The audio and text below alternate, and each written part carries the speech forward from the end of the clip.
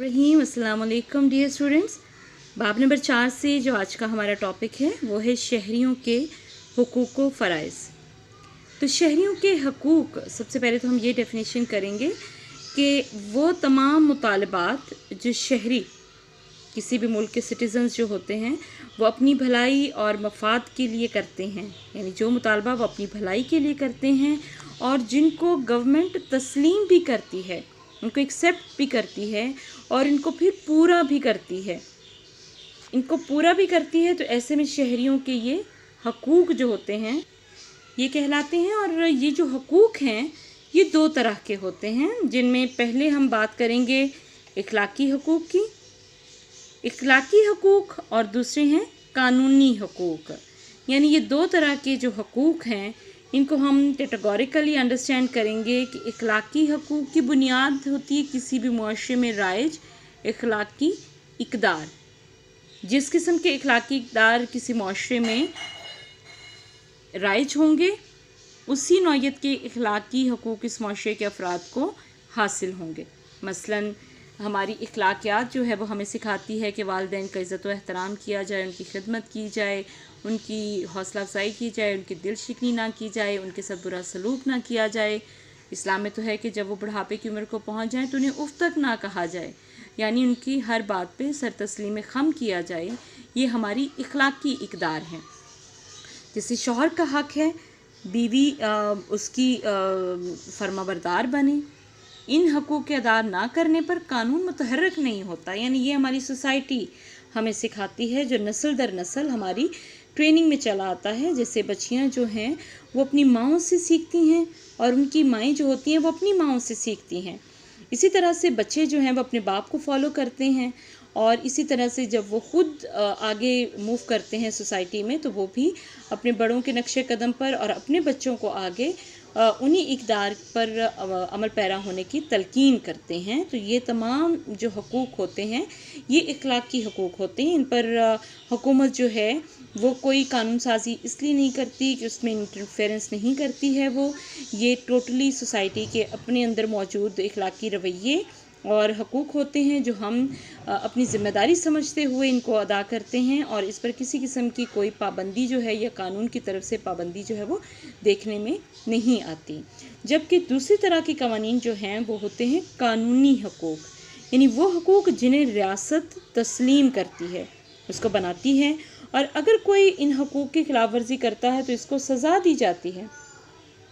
हकूक़ के पीछे एक बहुत बड़ी ताकत होती है, हकूक़ के पीछे रियासत की ताकत होती है और रियासत उसकी इम्प्लीमेंटेशन के लिए बहुत सारे इदारे भी कायम करती है। जैसे अदालतों का क़याम है, पुलिस का इदारा है, तो ये सारे इदारे जो होते हैं ये मिलकर कानून की पासदारी करते हैं और इसकी उसके मुताबिक वर्किंग जो है वो सोसाइटी से डिमांड करते हैं। अब जो कानूनी हकूक़ होते हैं उनके भी आगे दो इक़साम हैं, जिनमें से एक तो किस्म है मुआशरती हकूक़ की और दूसरी है सियासी हकूक़ की। तो हम पढ़ेंगे कि सबसे पहले तो जो मुआशरती हकूक़ हैं वो कौन से हैं, यानी ये वो हकूक़ हैं जिनके बगैर महज़ब ज़िंदगी गुजारना जो है, एक सिविलाइज्ड लाइफ गुजारना जो है वो मुमकिन नहीं होता और इनकी अदम मौजूदगी में किसी महज़ब मुआशरे का क़याम भी नामुमकिन होता है। यानी हम इसको अपनी सोसाइटी के अंदर जिन चीज़ों को एक्सेप्ट करते हैं वो है हक़ ज़िंदगी, यानी हर शहरी को हक़ है कि वो ज़िंदा रहने का ये बुनियादी हक़ हासिल करें। रिहाइश का हक़ है, किसी भी इलाके में किसी भी जगह पे किसी भी मालियत का घर बनाना चाहे बना सकता है। हक़ जायदाद है, यानी अपने शहरी को जायदाद रखने, अपने अपने बसात के मुताबिक अपनी प्रॉपर्टी को बढ़ाने या कम करने का इख्तियार भी है। इसके अलावा हक़ ख़ानदान है, यानी अपनी मर्ज़ी से शादी करने और अपने ख़ानदान को कितने अफराद पर मुश्तमिल रखना है इसका हक़ भी उसे हासिल है। इसके अलावा हक़ मुलाज़मत है और कारोबार है, यानी किसी भी शहरी को उसकी मर्ज़ी की मुलाज़मत पेशा या कारोबार करने का मुकम्मल तौर पर हक़ हासिल है। इसके बाद है हक़ अक़ीदा व मज़हब, यानी ये हक़ जो दिया गया है इसके मुताबिक हर शख्स को अपनी मर्ज़ी का मज़हब इख्तियार करने और अपने अक़ायद के मुताबिक इबादत करने का भी पूरा हक़ हासिल है, जिससे साफ ज़ाहिर है कि मुल्क के अंदर बसने वाली ना सिर्फ मेजॉरिटी को ये इख्तियार मिलता है, बल्कि माइनॉरिटीज़ को भी, अक़लियतों को भी ये इख्तियार मिलता है कि वह अपने अक़ीदे के मुताबिक और अपने अक़ीदे के मुताबिक असूलों की पासदारी के लिए उसका प्रचार भी कर सकते हैं और इसको इख्तियार भी कर सकते हैं। नेक्स्ट में है हक़ तहरीर व तकरीर, यानी कुछ भी राइट करने का या कुछ भी बोलने का इख्तियार भी जो है वह हर शहरी को हासिल होता है। इसके अलावा हक़ अंजुमन साजी से मुराद है कोई भी तंजीम बनाने का हक़ है कि वो किसी भी तंजीम का हिस्सा भी बन सकता है, उसको लीड भी कर सकता है और इस प्लेटफॉर्म से अपनी जो मुतालबात हैं वो पेश भी कर सकता है। उसके बाद नेक्स्ट है हक़ ज़बान व सकाफ़त, यानी हर शख्स को अपनी ज़बान और सकाफ़त की तरक्की करने के लिए भी और इसकी हिफाजत करने के लिए भी मुनासिब इक़दामात का हक़ हासिल है।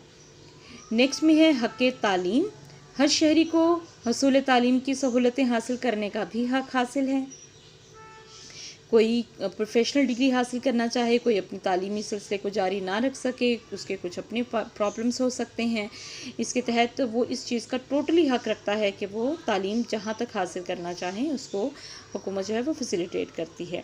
हक़ मुआहदा, हर फ़र्द को दूसरे के साथ कुछ कारोबारी डीलिंग्स करने का या कुछ दीगर रेजिडेंसीज़ की परचेज़ करने में या फिर प्रॉपर्टी के परचेज़ करने में किसी भी किस्म का मुआहदा जो है वो करने का इख्तियार भी देता है।